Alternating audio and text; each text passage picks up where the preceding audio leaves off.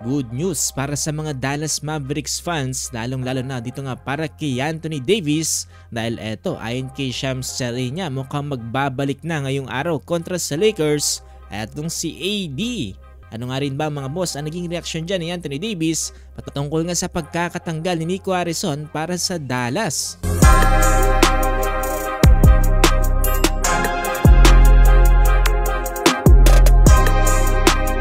So, hindi na natin ito papatagalin mga boss na ayon kay Shams Charania, eto nga doon si Anthony Davis kung maglalaro na ngayong araw dito nga sa magiging laban kontra sa Los Angeles Lakers. Ito ngayon matapos niya magkaroon ng injury last month dahil sa kanyang calf strain. Ito rin mga boss ang kauna-unahang beses ang 2020 NBA champion si Anthony Davis ay muli makakaharap ang kanyang former team in LA since the February trade. Talagang in perfect time ay muli maglalaro etong si AD para nga dito makalaban ang kanyang former team na Los Angeles Lakers.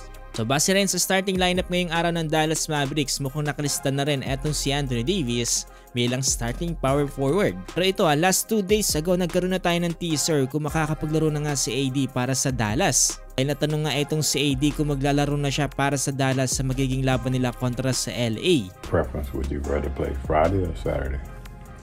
That's a real question.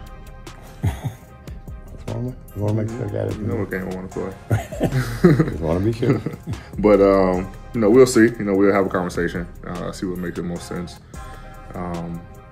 you know, with the medical staff and coaching staff and see. No decision has been made. So, you know, obviously, you know, we'd like to, but at the end of the day, you know, the main thing is just getting back on the floor, whether it's Friday or Saturday, whatever we discuss.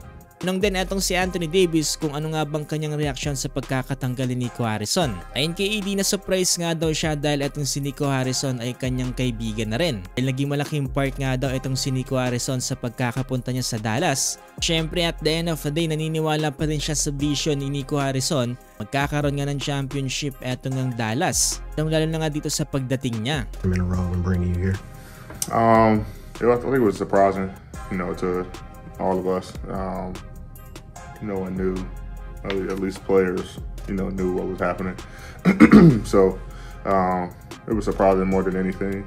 You know, Nico's my guy. Obviously, like you said, he played a huge part of, you know, getting me here, you know, and wanting me to, you know, fulfill his vision in a sense, you know, that he saw. So, you know, it was definitely tough. Me and him had a conversation. You know, me and Patrick had a conversation. So, you know, the business of basketball, you know what I'm saying? So,